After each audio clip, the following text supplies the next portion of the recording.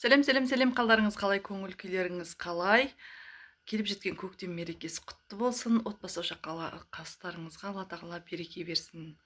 Бүгін бір өте қызық, бірақтан нейтральный тақырыпта әңгіме айтқым келіп отыр. Кеше ғана 8 наурыз мерекесі өтті. Жалпы кездескен көптеген әйелдерден байқағаным, көбісінің күйеулеріне деген, ер азаматтарға деген реніш өкпелері бар.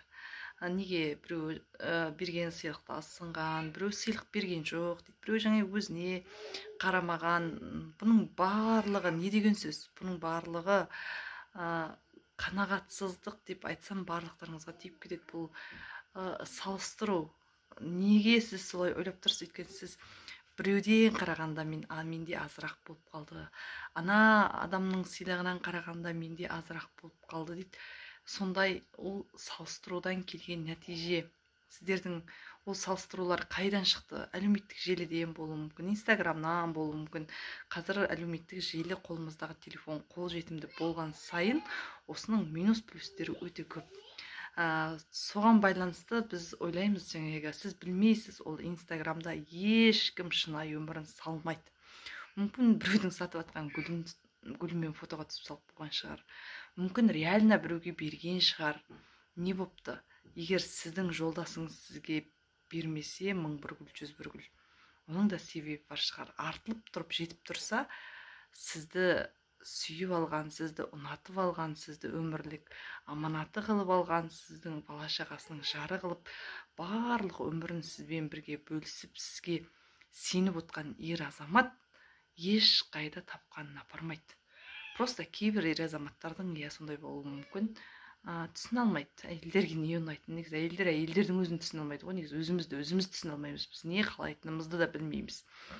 Бір кездері бір сыйлық алып келсе, ойбай, бұны несін алдың деп жатамыз. Алып келмесе, неге әкелмедің деп жатамыз. Гүл сыйласа, зачем деп жатамыз. Сыйламаса, қайда деп жатамыз. Сол сияқылды жалпы осындай кішкентай өкпе реніштер біздің өзімізге ғана кесірін тигізетінін білсек қой. Біз оған мән бермейміз. Сіз ренжисіз, күйеуіңізге ренжисіз, оны біреуге барып айтасыз, бөлсесіз, ішіңізде өкпе реніш тұрады. Айтқан сайын ол кейде көтеріліп ұлғаяды. Не нәрсені көбірек талқылаған сайын ол ұлғайып, көбейетінін білесіздер, иә? Сол сияқылды одан қайта келіп, ол тағы бір теңесін айтады. Кейбір анандай ішті күйгізіп, қызғанышын онан ары көбейтетін әйелдер болады. Ойбай, тәтті что, ойбай, жалғыз мерекеде деп. Бізде жалғыз мереке емес қой. Туған күніміз бар, жаңа жылымыз бар, мартымыз бар. Негіз былай қарасаң, күнде мереке ғой. Балаларымыздың туған күні бар, былай қарасаңыз. Аллаға сансыз шүкір ету керек. Сондықтан осындай жағдайлардан шығу үшін ештеңеге қарамастан бұл менің тағдырым деп қабылдау керек. Негізі айналаңыз сіздің өзіңізде болып тұрған, сізді триллигервит етіп тұрған, сіздің нервіңізға тиіп, сізде болып тұрған минустарды көрсетуші. Сондықтан оны ары қарай ұлғайтпай, сіз соны қабылдаңыз. Болыпты деп мән бермеуге тырысыңыз. Именно сіздің нервіңізға тиіп тұрған мәселелерді сіз түсініңіз. Саналы түрде өзіңізге мынандай сөзді айтып үйреніңіз. Аллаға сансыз шүкір. Бұл менің тағдырым. Менің тағдырыма жазылған дүние менің тағдырымда болып жатыр. Қабылдаймын. Бұдан да жақсы өмір сүремін. Бұл күн мен үшін бір керемет. Осы күн бұлай болмағанда басқа күнім өтпей қалатын, таңым атпай қалатын, күнім батпай қалатын да емес қой. Мен ересек адаммын. Болыпты. Сізге гүл прям ұнап бара жатса сатып алсаңыз өзіңіз барып. Шындығына келгенде бізге гүл керек емес, бізге құрмет керек. Біз құрметті ылғи да біреуден күтеміз. Сіз құрметті өзіңізді құрметке лайықты болған кезде жан-жағыңыздан көре бересіз. Оны қашан біз өзіміз құрметті боламыз. Қашан әрбір адамнан өтеуін күтпей, Алланың разылығы үшін, Раббым Аллам мені де өзің құрметті, хайырлы, берекелі әйелден етіп қойшы десеңіз, әр жерден құрмет көретін боласыз. Құрметті көру үшін адам өзі құрметті болу керек. адамның ішінде қандай өзіне деген құрмет болса, сырттан да сондай құрметтерді көретін болады. Сондықтан салыңыз суға кетпесін, тағдырыңызды қабылдаңыз. Әрбір адамның тағдыры өзінше ерекше. Менің тағдырым ең ғажап, менің тағдырым ең сұлу, ең әдемі, ең таңғажайып, ең ерекше тағдыр деп айтыңыз. Маған берілген Алла тағаланың тағдыры, жалпы Алланың тағдыры деген нәрсе кешікпейді дейді. Біз ойлаймыз, неге бұлай ерте болды, неге кеш болды, бұл неге бұлай болмады деп жоқ. Алланың тағдыры ешқашан не кешікпейді, не ерте келмейді, не қалып қоймайды. Ал біздің бұл ситуациядан да қиын, бұдан да ауыр, қу жығылдырып жіберетін тағы бір жағдайымыз біз. Кейбір жағдайда біз жолдасымызға, күйеуімізге ренжіген кезде біз барлық өшімізді кімнен аламыз? Бала-шағамыздан аламыз.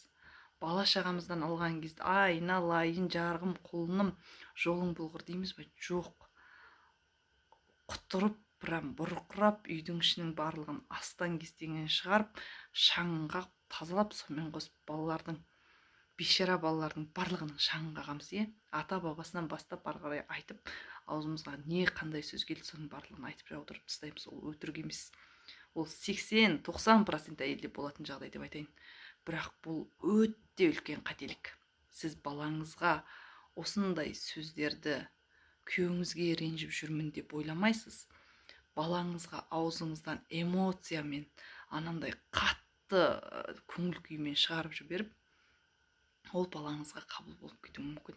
Сіз балаңыздың тағдырына әсер етіп кетуіңіз мүмкін. Балаңыздың тағдырының талқан болуына әсер етіп кетуіңіз мүмкін. Сондықтан балаңызға ата-ананың тілегі ешқашан қайтарылмайды деген бар. Соның ішінде ананың тілегі, ал сізге ол тілек сияқты болып кетуі мүмкін. Сондықтан осындай нәрседен сақ болу керек. Сіздің бір күндік жай бір түкке тұрмайтын бір тал гүл үшін балаларыңыздың тағдырын түбегейлі өзгертіп жібермеңіздер. Жақсы жағына болса құба-құп, ал үстіп ренжіп, сол эмоциямен балалардың көңіліне қаяу салып, өзіңіздің болашақта өсіріп отырған жемісіңізді басқаша татып қалмаңыз. Сондықтан аналар, есті болайық, саналы болайық. Бұл менің капец бір ақылгөй, ақылдылығымнан емес.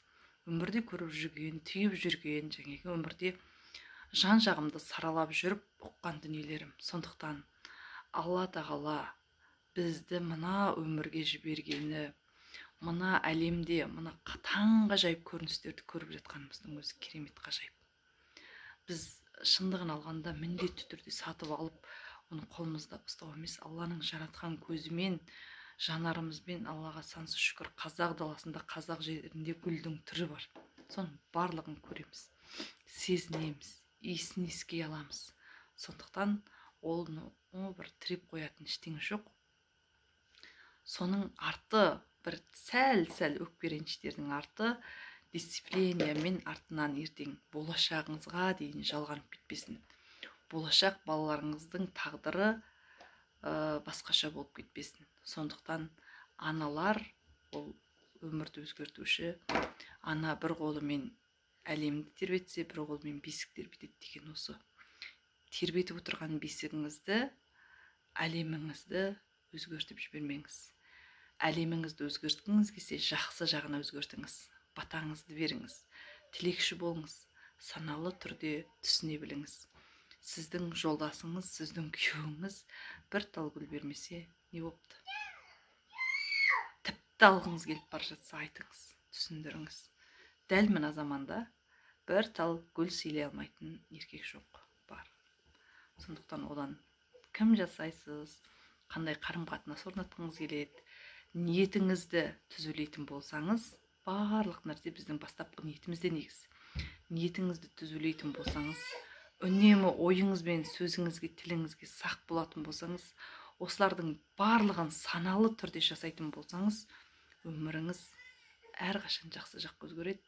Сыйлы, берекелі, дана әйелге айналасыз. Сол арқылы бала-шағаңыздың да болашағын керемет кемелдікке жеткізе аласыз. Сондықтан мерекелеріңіз құтты болсын, аналар ашуланбасын, аналар ренжімесін, балаларының болашағын кеспесін деген ниет.